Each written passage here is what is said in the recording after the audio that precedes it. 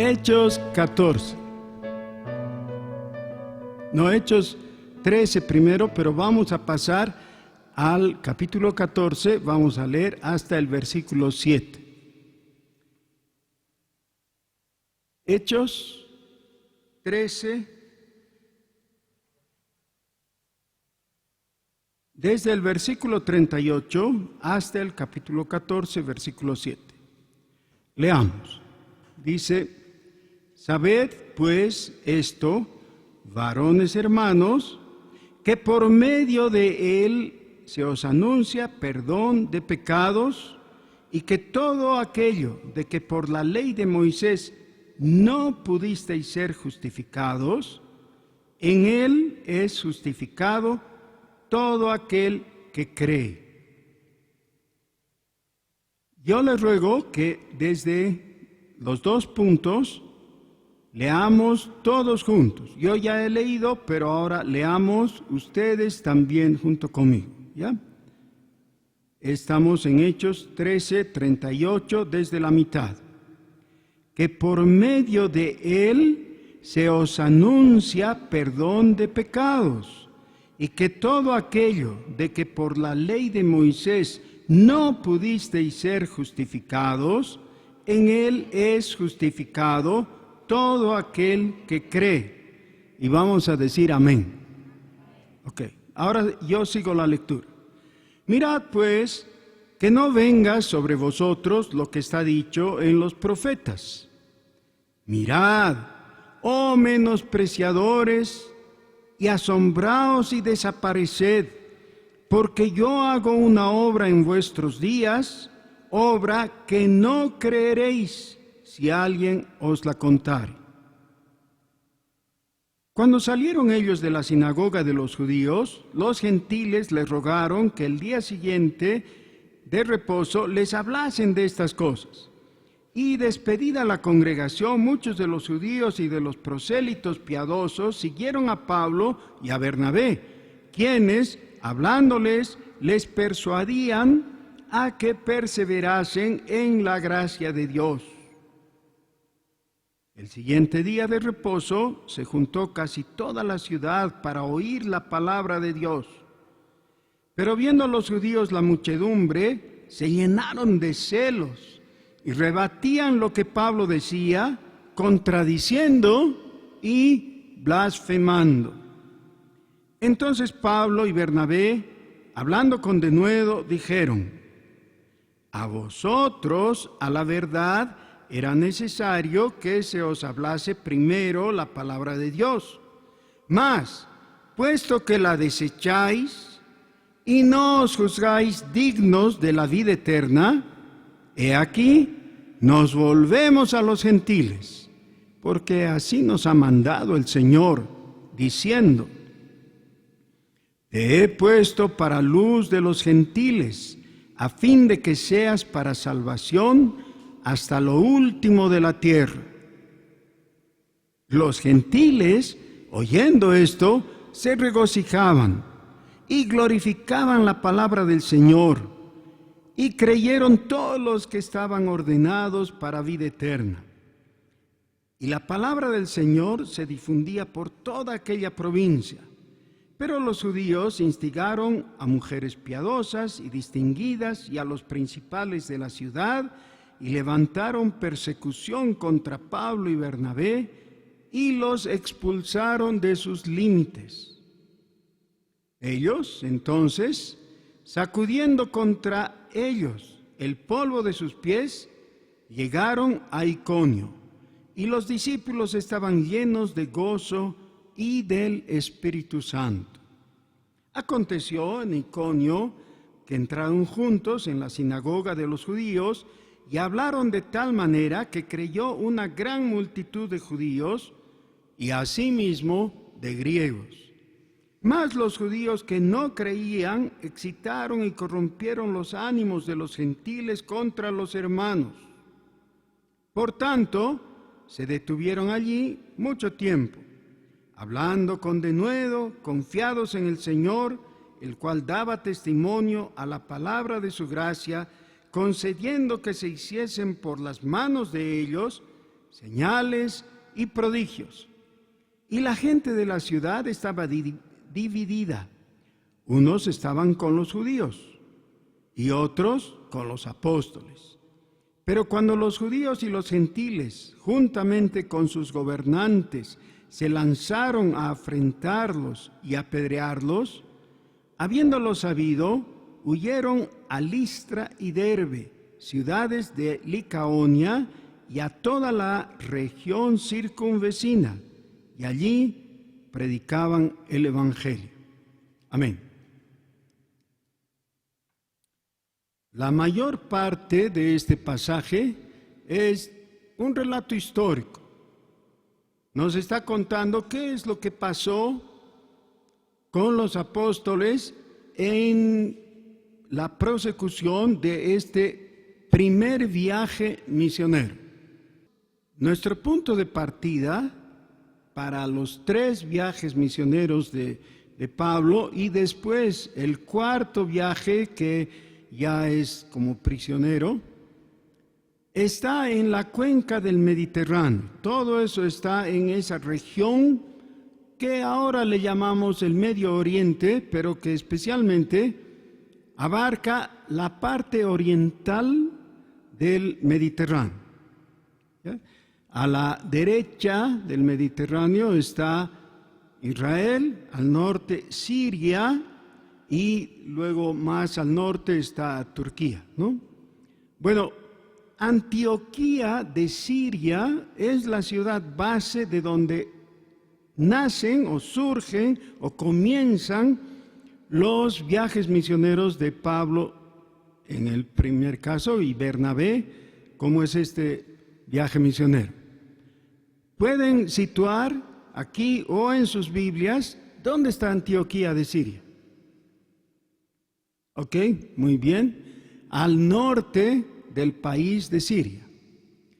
De ahí fueron hacia la costa del Mediterráneo, a Salamina, de ahí cruzaron a Chipre, caminaron a través de Chipre y volvieron a embarcarse para entrar en la parte sur de lo que ahora es Turquía. Y llegaron, el punto más distante sería Antioquía de Pisidia. Tenemos 2 Antioquías entonces, Antioquía de Siria y Antioquía de Pisidia. ¿De dónde nace este viaje? De una iglesia mixta, es decir, de judíos y gentiles, mayormente judíos, pero incluyendo algunos gentiles. Y llegan a una comunidad judía, porque entró en la sinagoga, dice, pero a partir de eso algunos gentiles escucharon y llegaron a creer, ¿no? Y se unieron a la comunidad cristiana.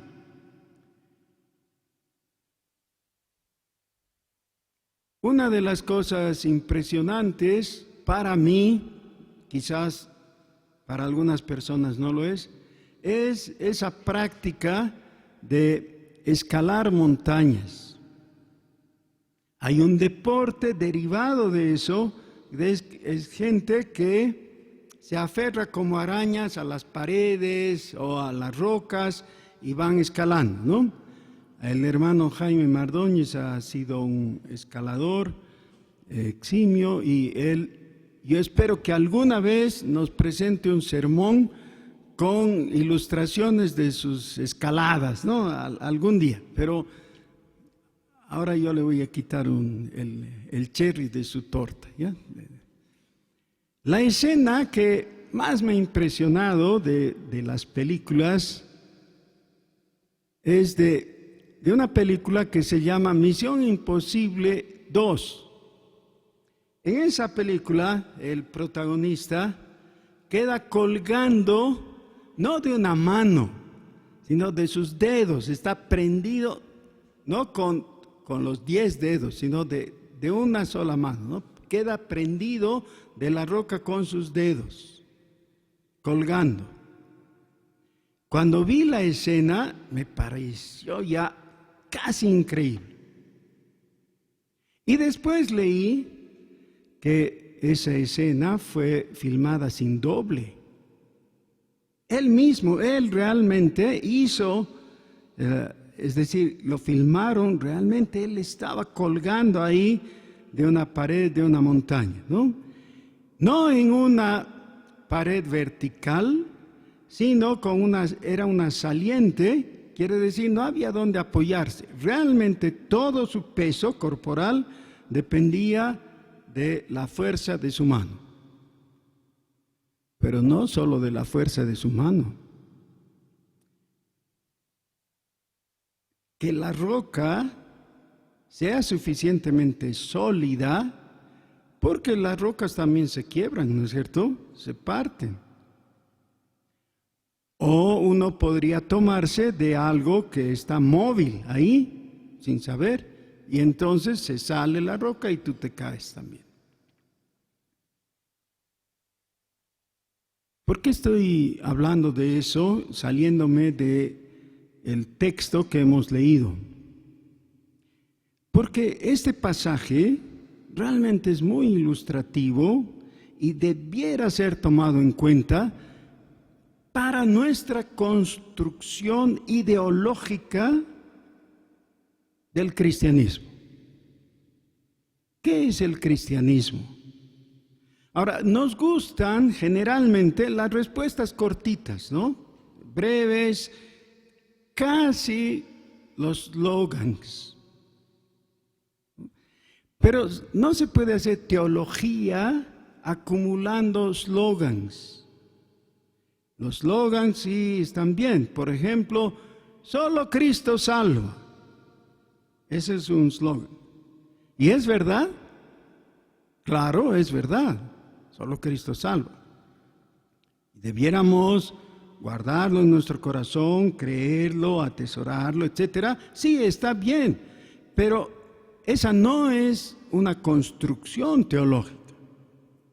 Necesitamos una construcción, algo sólido. Porque inevitablemente en nuestra mente van a surgir cuestionamientos o vamos a escuchar de otras personas cuestionamientos para los cuales los slogans ya no son suficientes, ¿no? Necesitamos algo más sólido.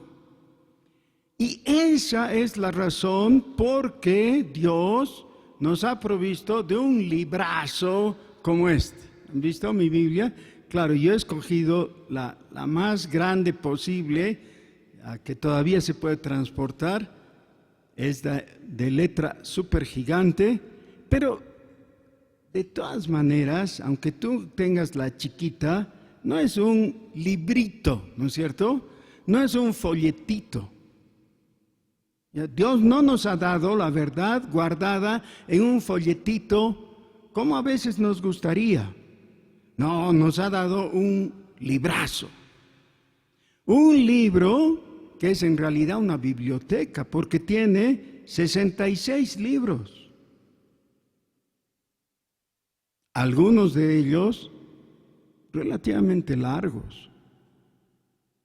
Todo eso que viene en la Escritura no ha sido porque Dios estaba ocioso y no sabía qué hacer, entonces ha inspirado la Biblia para que nos aburramos leyéndola o algo así. No. Tiene un propósito. No hay ni una palabra por demás.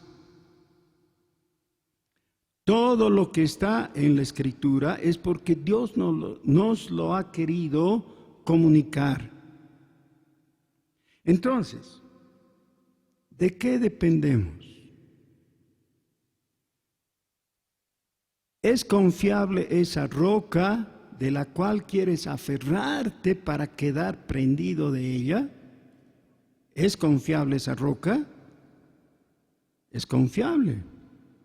La Escritura ha sido inspirada por el Espíritu de Dios y es útil para guiarnos, para guardarnos.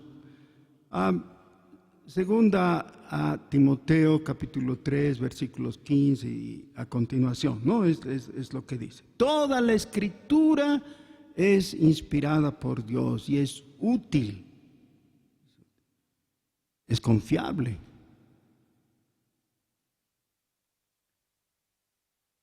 Ahora, tenemos dos elementos más. La Escritura, como la montaña, es sólida y es confiable. No se va a derrumbar, no se va a desprender, no vamos a caer por causa de ella. Pero los otros dos factores tienen que ver con nosotros. Depende de nuestros deditos. A ver, mírense sus deditos. Y tus dedos son capaces de aferrarse suficientemente fuerte como para que no te caigas. Y yo con vergüenza tengo que decir que la única vez que me inficionaron y me llevaron a escalar ahí en Amor de Dios, ¿se acuerdan? No hay una peña. Me quedé prendido así, no podía moverme, ni subir ni bajar, porque está, claro, desentrenado. No es cosa fácil. Pero ¿saben qué? Mis dedos no querían saber nada de que todo el peso corporal dependa de ellos. No quiero. ¿Qué representa eso? ¿Recuerdan? Aquí en el texto dice que Pablo y Bernabé instaron a los que habían creído que perseverasen en la gracia de Dios. Versículo 43 final. Los apóstoles persuadían a los gentiles que habían creído que perseveren. La perseverancia es una virtud no muy apreciada en nuestra época, porque en el postmodernismo, perseverar como que está fuera de lugar. En el postmodernismo la idea es mutar, es decir, cambiar, modificar, innovar, ¿no? Todo el tiempo, y evitar el compromiso. Pero el Señor claramente deja bien establecido que el cristianismo no es una carrera de velocidad, es una maratón. Es algo que requiere de nosotros perseverancia, fidelidad, compromiso. Uno de los textos más claros al respecto es el que encontramos en Efesios capítulo 6. Es la despedida, bendición del apóstol Pablo a los creyentes de Éfeso, a los que les había escrito esta hermosísima carta, ¿no? La epístola a los Efesios es considerada por los expertos lo más alto en la revelación bíblica, ¿ya? Hay algo maravilloso contenido aquí. Termina esta epístola diciéndoles en su bendición: la gracia sea con todos los que aman a nuestro Señor Jesucristo con amor. ¿Qué dice? Inalterable. El concepto contenido en esta palabra es fundamentalmente el mismo que la exhortación que Pablo y Bernabé les hicieron a los gentiles que en Antioquía de Siria habían escuchado y creído. Les exhortaban a que permanezcan, ¿cómo?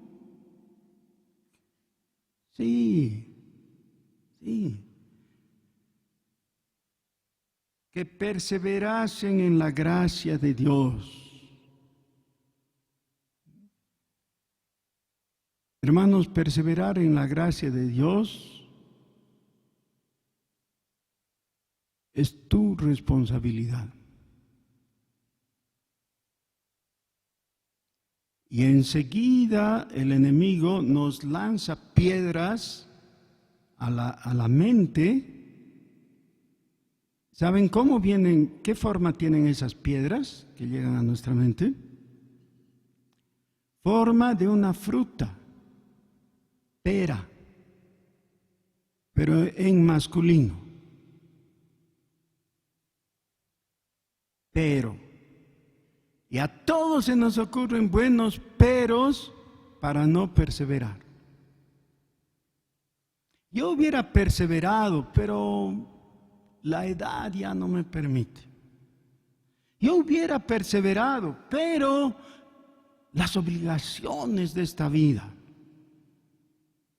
Tengo que atender los requerimientos familiares o laborales o políticos o lo que fuera. No, Dios no va a cambiar su requerimiento contigo a diferencia de todos los demás. Para todos nosotros, Dios establece que tú tienes que perseverar en la gracia de Dios. Es tu responsabilidad. Yo sé que enseguida algunas personas piensan, bueno, pero uno de los cánones de Dort es la perseverancia de los santos, y eso quiere decir que Dios, por su gracia, va a hacer que sus hijos perseveren, no se van a perder y todo eso. Sí, correcto, estoy 100% de acuerdo con el quinto canon de Dort, está bien. Pero lo que el pasaje está estableciendo es desde el otro lado, es la misma verdad, pero desde la otra perspectiva, desde la perspectiva de tu responsabilidad. Tú tienes que perseverar, tienes que caminar con el Señor, tienes que buscar los resortes, los mecanismos para poder perseverar. Dejémonos de tonterías, de niñerías, de pretextos tales. Es que no me nace. ¿Sabes qué? Si no te nace ahora, cuando estés quemándote en el infierno, te va a nacer. ¿Qué tontería es esa? Que no me nace. Persevere. Me gusta lo que Carmencita mueve la cabeza así aprobando. Ahora, Carmencita, dile a Nancy. Persevere.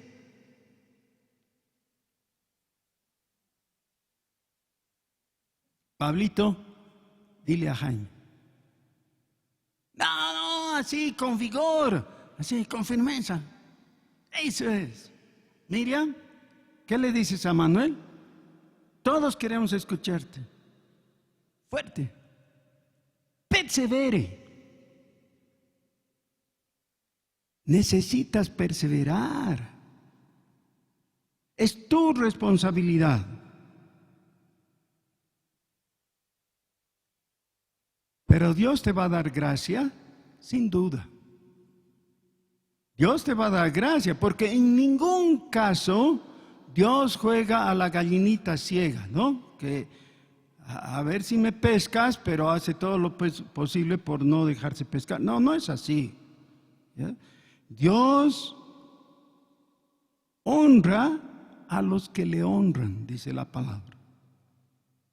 Así que si tú buscas al Señor, Él se va a dejar encontrar, va a dejarse encontrar de los que le buscan. Eso está establecido. Y el Señor Jesús literalmente lo dice. Buscad y eso dice. Así que si alguien dice que yo estoy girando cheques sin fondos, no estoy haciendo. Estoy simplemente diciendo lo que el Señor Jesús dice. Buscad y hallaréis. No está hablando de dinero ahí. Yo he oído predicadores que hacen la aplicación en esto para hablar de toda la teología de la prosperidad que puedes encontrar. No está hablando de dinero. Ahí está hablando del Espíritu Santo con precisión. Ya, de eso es. Si buscas, vas allá. Ok, muy bien.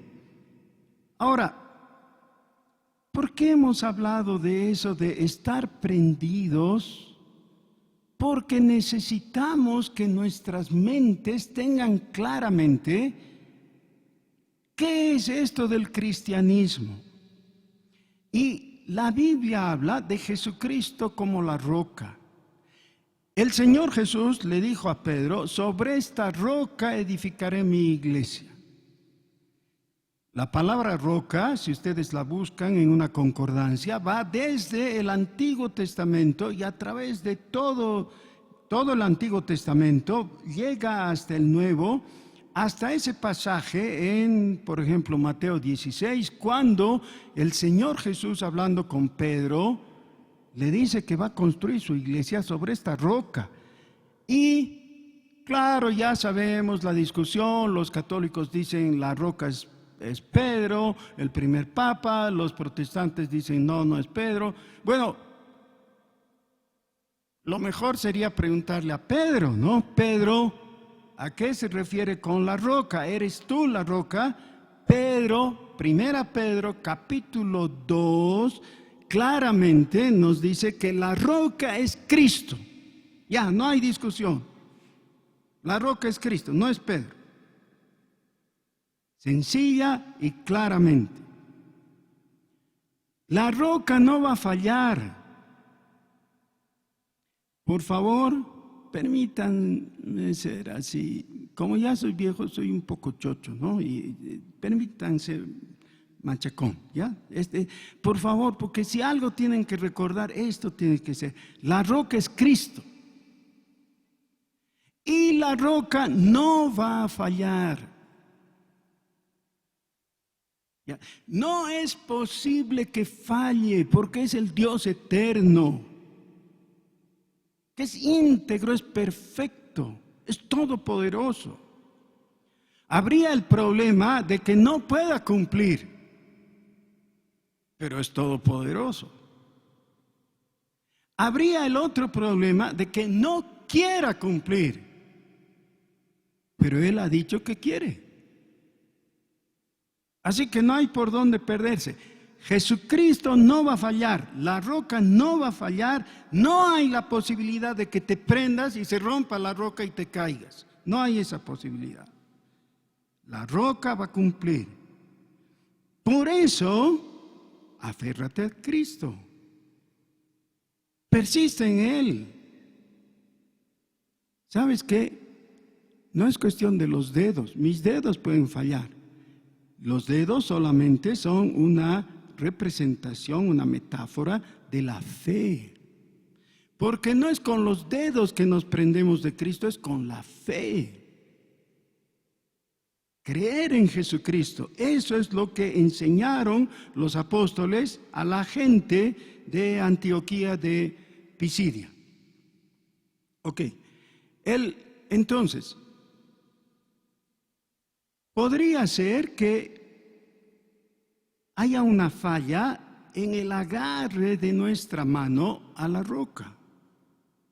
Pero ya hemos visto que la fe en Jesucristo es el agarre perfecto. No hay entonces ese problema. El otro problema es que no podamos ver ese detallito de la roca de dónde agarrarnos. ¿Ya? Estoy pensando otra vez en esa película tan impresionante para mí como ha sido, cuando ese hombre queda colgando de su mano ahí, y luego la pregunta que todo espectador se hace es: ¿y ahora qué va a hacer? Porque está bien, ya es maravilloso que esté colgando de una mano, pero ¿y cómo va a salir de esa situación? ¿Qué va a hacer? Y este es el punto que viene a ilustrar este pasaje.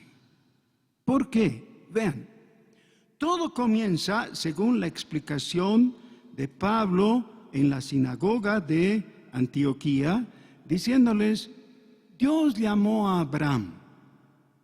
Ya ahí comienza la historia de la redención según el relato del viejo pacto, con el llamamiento de Abraham. Abraham después su hijo, su nieto, los patriarcas, los 12 patriarcas, ¿no? Y el pueblo que descendió a Egipto, y después Dios los saca de Egipto y los lleva a la tierra prometida, les da un rey, David, y en David se cumplen algunas promesas, y les anuncia con David que iba a enviar al Cristo. Ahora, todo eso, lo que hasta ahora he mencionado, ya ha cubierto 1000 años, desde Abraham hasta David. Pero claramente dice, no concluye con David, con David no se cumple todo, porque David mismo se muere. La muerte para algunos es símbolo de fracaso. Ya concluyó, Dios no pudo. No, David solamente cumple la función de estar ahí para anunciar al verdadero cumplimiento de la promesa de Dios, que es Jesucristo. Y entonces el enlace que hace en el pasaje es descendiente de él o hijo de él, de David, viene Jesús. Y ahora Jesús sí es diferente, porque para comenzar es sin pecado.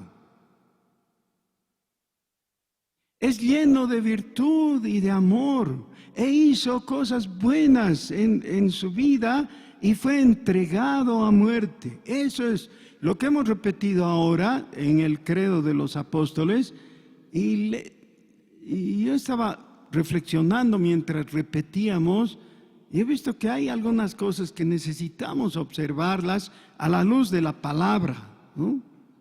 Por ejemplo, muy de hecho se entra a que padeció bajo el poder de Poncio Pilato.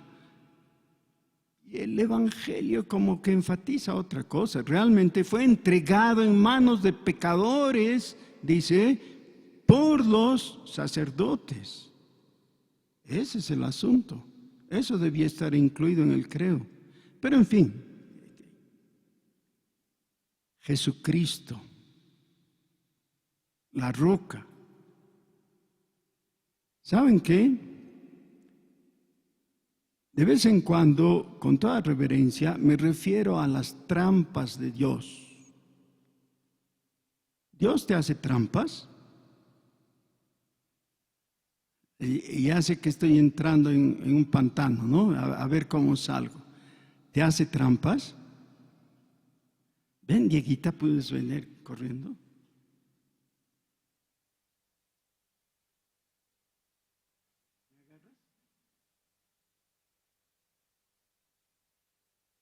Le he pedido a Diego que agarre mi mano. Si fuera cuestión de que él se va a lanzar ahí y yo lo sujeto, vamos a poner así. Él se sujeta de mí, ¿ya?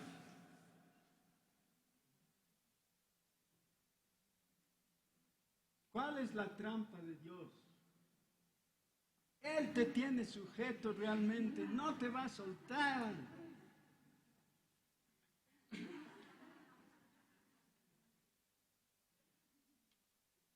Él te tiene en sus manos. Yo quiero decir gloria a Dios. Si fuera yo el que me tengo que prender de la roca, ya estoy en el barranco, ahí ya me he caído. Dios me ha tomado generosamente. Él me ha sujetado y ha soportado todas mis tonterías de patalear y todo, y me ha rodeado con sus brazos de amor. ¿Yo tengo que perseverar? Sí, yo tengo que. Cuando miro para atrás, todo el tiempo, Él me ha sujetado. Me ha puesto un arnés y una cuerda de seguridad. Cuerdas de amor.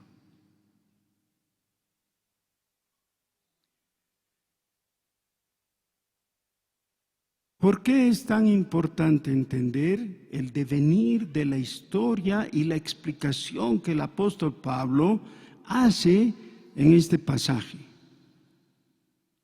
Y algo que seguramente a nosotros, con casi 2000 años de distancia, nos viene a la mente, ¿no? Es, ¿por qué? Perdón la vulgaridad, ¿ya? Pero para darle fuerza. ¿Por qué cuernos?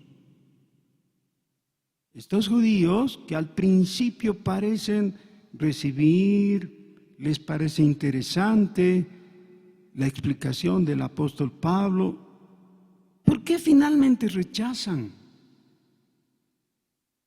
¿Qué es lo que hace que no puedan soportar el mensaje del Evangelio predicado por Pablo, la explicación histórica que él les da? Le rechazan en una forma tan violenta además, porque finalmente, pienso, ellos podrían haber estado en la sinagoga, escuchar a Pablo su explicación y decirle, no, Pablo, no, ya, yo no, ya, listo. ¿Cómo hace la gente en nuestros días, no? Porque se llenan de ira y maquinan y promueven el rechazo de la gente, hasta pagan para que gente malvada les persiga. Y finalmente los sacan de su ciudad. ¿Por qué? ¿Qué era lo inaceptable para ellos? ¿Qué era ese detalle que genera en ellos ese rechazo tan franco?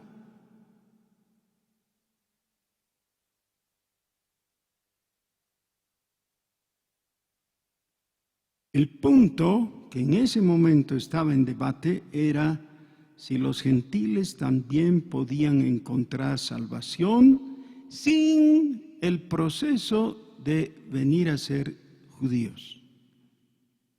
Y si un gentil puede llegar a ser cristiano sin el trámite de la circuncisión y todo lo demás de ser judío, entonces lo que ellos habían ido acumulando y que era su tesoro tradicional y doctrinal, no vale.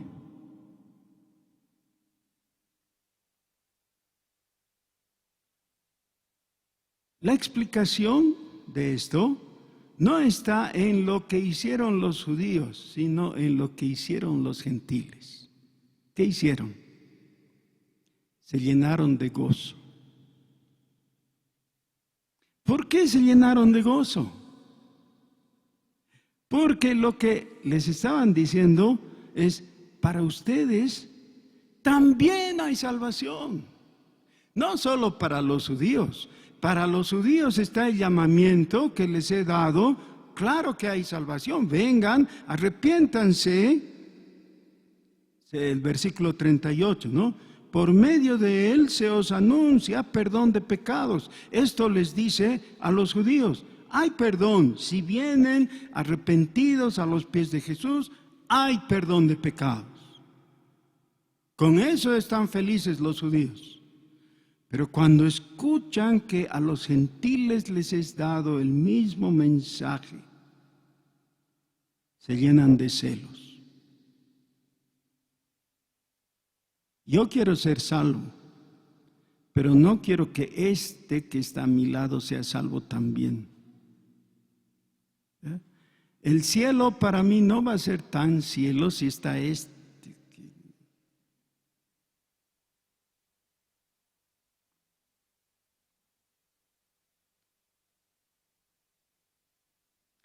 Hermanos, necesitamos tomar muy en serio la afirmación fundamental del Evangelio de Jesucristo. La afirmación es que Jesús es el Cristo. Esa es la roca. sobre la que necesitas edificar todo tu edificio ideológico. ¿Qué es lo que crees? ¿Por qué lo crees? ¿Qué raigambre tiene en la historia? ¿Es coherente con todo lo que ves en la vida? Solo el cristianismo tiene una palabra de coherencia absoluta con todo. Y el corazón de eso es Jesucristo.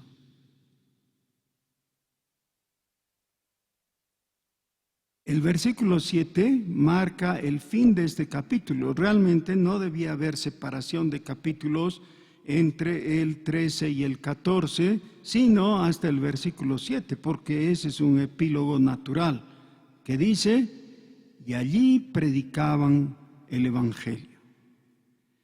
Ya no están en Antioquía de Pisidia.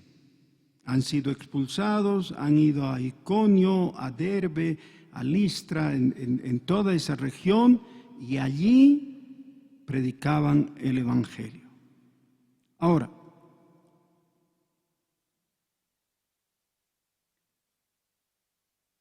¿quién predicaba el Evangelio?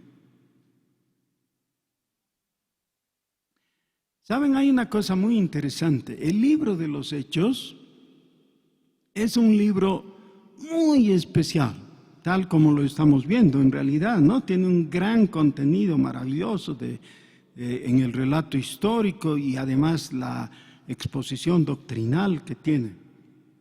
Pero es especial aún en su carácter literario. ¿Saben qué? No termina. Algunos, para significar esa falta de fin, le han puesto puntos suspensivos. Es decir, el libro de los Hechos en realidad se sigue escribiendo. No literalmente, pero lo que tú estás viviendo es parte del libro de los Hechos. Nuestra comunidad es parte del libro de los Hechos. Ahora, sería muy triste que nosotros participemos de esto en una forma absolutamente pasiva y no activamente. Y la pregunta es, ¿cómo es que podemos participar del libro de los Hechos activamente? Les voy a hacer una sugerencia, unita nomás, ¿ya? Así, muy sencillo. Nuestra iglesia tiene un plan, un proyecto que se va renovando eventualmente, que se llama Mi Día. Mi Día. Es para que cada uno de nosotros diga, mi día. Es un proyecto de evangelismo, de evangelización. Consiste simplemente en tomar arbitrariamente una fecha.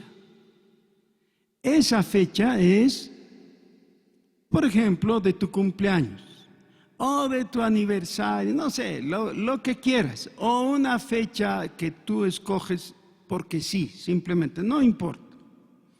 Pero para esa fecha, entonces te dispones a invitar a algunas personas, pueden ser tus familiares, tus parientes, tus compañeros de trabajo o compañeros en el deporte, lo que fuera, no importa, la gente a la que tú puedes acceder.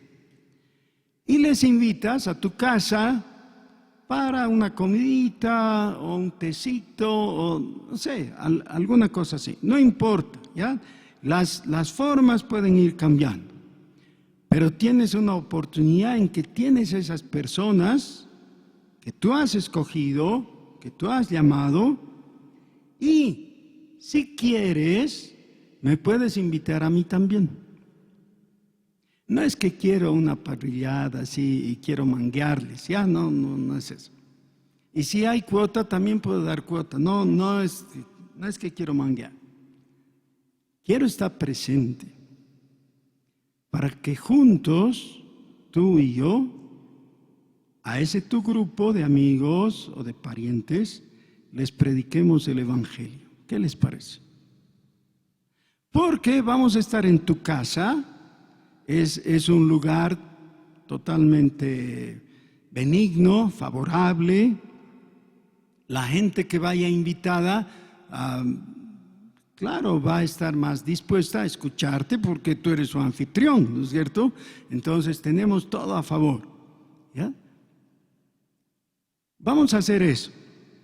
Vamos ya a dejar atrás esto de la pandemia y la cuarentena y todo eso.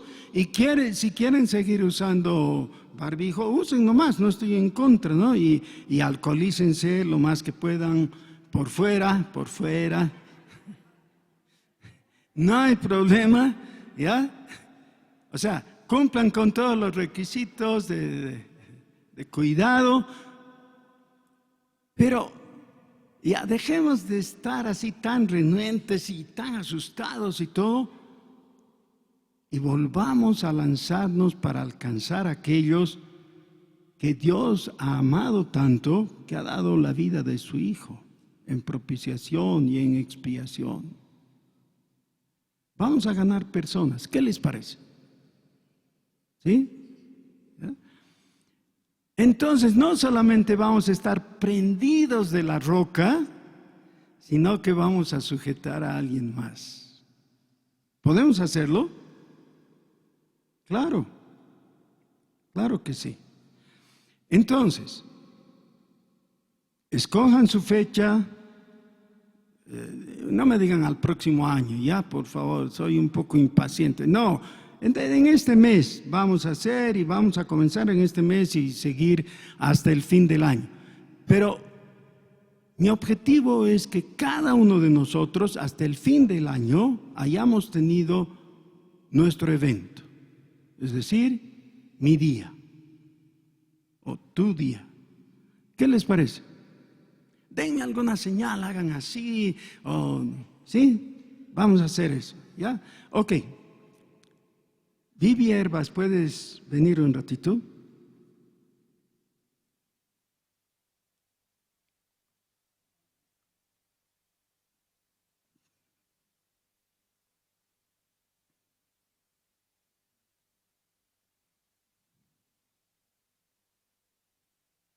Ponte aquí. Vivi va a verles. Voy a hacer otra vez la pregunta. Este año, a partir de hoy día, no sé, lo antes posible, vamos a tener tu día. ¿Pueden darme una señal de que sí lo van a hacer? ¿Puedes ver? Ok, muy bien. No se preocupen, no me digan, es que yo vivo bien lejos, en Viacha, no sé qué. No, hasta Cochabamba podemos ir, no se preocupen, ¿ya? Pero vamos a hacer. Los que ya quieran anotarse para programar nuestro trabajo, entonces la llaman, di tu número o cómo vamos a hacer. Ya, muy bien. Entonces hablen con Vivi y vamos a anotar, vamos a llevar adelante. Pongámonos de pie, vamos a orar.